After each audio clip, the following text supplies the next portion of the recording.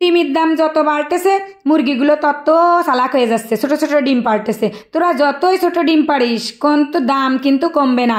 আসসালামু আলাইকুম রহমতুল্লাহ। টুক করে দুটো ডিম নিয়ে চলে আসলাম দোকানেতে। আইনি অমনি কেক বানাচ্ছি। সেই কেক বানানোর জন্য দুটো ডিম ভাঙে সাদা অংশরে ফোম বানাই নিলাম। এইবার ওর মধ্যে চিনি কিন্তু গুঁড়ো এরে দিচ্ছি। কে জন্য কাউদি গুঁড়ো এরে না দিলে ওই বিট করতে করতে মেলা সময় লাগে, কারেন্ট পড়ে জম্মের পুরা। ওই জন্য চিনি একটু গুঁড়ো এরে নিলে অত কারেন্ট পুরা বিট করা লাগে না।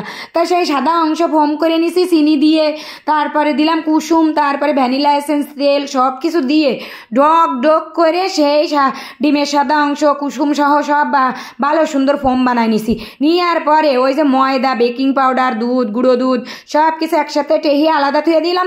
সেইটা কিন্তু ওই ব্যাটারের সাথে মাহাই নিচ্ছি ভালো মতন, গুইটে গুইটে গুইটে গুইটে মাহাচ্ছি, বুঝছাও।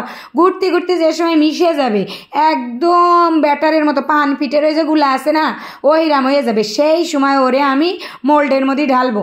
কারণ কি এই মোল্ডের মধ্যে ঢাইলে তারপরে না ওভেনের মধ্যে দেবো। এই দেখো আমার সে পুডিং বানানো বাটিটা নিয়ে চলে আসছি, ওর তলে কিন্তু একটা কাগজও দিছি। এইবার উপরেতে ছাড়বো কিন্তু এই ব্যাটার ওই বাটির মধ্যে ঢাইলে সব সুন্দর করে ফেলাইয়ে ভালো মতন 2-3 বাড়ি দিয়ে ওর মধ্যে যাতে হাওয়া বাতাস না থাকে ওই বাড়ে ওভেনের মধ্যে ভরে দিয়ে আসলাম। দিয়ে আসে এই দিক চলে আসলাম ক্রিম বানাতি। এই কেকটা কিন্তু কালকেই নিয়ে যাবে, বুঝছা, অর্ডারি কেক।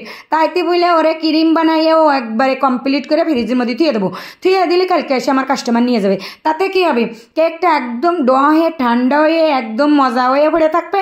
কালকে কাস্টমাররা দিলে ওরা খাই আরও মজা পাবে, আমার সুন্দর সুন্দর রিভিউ দেবে। তাইতে বলে এই দেখো কেকটা আমি কিন্তু রেডি করে ফেলাইছি ওভেনতে বাহারে রে ঠান্ডায় রে। এইবার দুধের সাথে ওই যে সুগার সিরাপ বানাই নিছি, তার মধ্যে একটু গুঁড়ো দুধ দিছি। গুঁড়ো দুধ দিলে কি আয় কাউদি এত ডহের টেস্ট হয় কেকের। এটা কিন্তু ভ্যানিলা কেক, বুঝছাও। তা ওর টেস্ট বাড়ানোর জন্য আমি কিন্তু ওই সুগার সিরাপের মধ্যে আবার 1-2 চামচ গুঁড়ো দুধ দিয়েছি। গুঁড়ো দুধের দাম বেশি, তাতে কি আছে, আমার কাস্টমার যখন খুশি হয়ে যাবে ভালো রিভিউ দেবে তখন তো আবার কেক নেবে। এইটাই হচ্ছে আমার টেকনিক, বুঝছাও।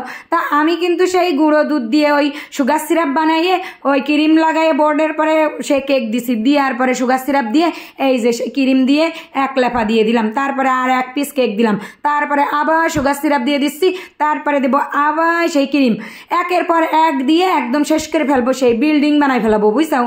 সব লেয়ার যে সময় থাকে দেওয়া হয়ে যাবে, তারপরে ওরে ক্যারাম কোট করে খানিক সময় ফ্রিজে থুয়ে দেবো। এই দেখো আমার পিড়াই সেই ক্যারাম কোট করার লাইনে চলে আসি। এখন এই সব উপরের পিঠেও কিন্তু সুগার সিরাপ দেবো, সব কিছু দিয়ে কমপ্লিট করে তারপরে ওরে ক্যারাম কোট করে ফ্রিজে থুয়ে দেবো। যেই পরিমাণে ডিমের দাম বাড়াইতেছে কেক বানাই না তার কয়দিন পরে আর হবে না, বুঝছাও। নিজেদের খাওয়ার জন্য ছাড়া দুটো ডিম বাসায় থুয়ে তাই কেক বানাই খাতে হবে না আমার, আমি যা দেখতেছি। তা যাই হোক সে ক্যারাম কোট করে ফ্রিজে থুয়ে দিলাম। দেওয়ার পরে আহানে বাহারে আইনে তারে সুন্দর করে ডক করে ফিনিশিং দিচ্ছি। এই কেকটা একটা খোকাবাবুর জন্মদিন, বুঝছাও। তাইতে বলে অর্ডার দিল।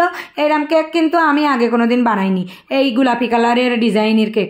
তা আমি কিন্তু সুন্দর করে সে ফিনিশিং দিয়ে গোলাপি ফুল ফেলাই দিলাম উপরে, একদম ডক করে কত গাছ একটা ফুল দিয়ে তার সাইডে সাইডে ছোট্ট ছোট্ট তারা ফুল, ফুল সে ফুল দিয়ে নিচে একটু বর্ডার করে দিলাম।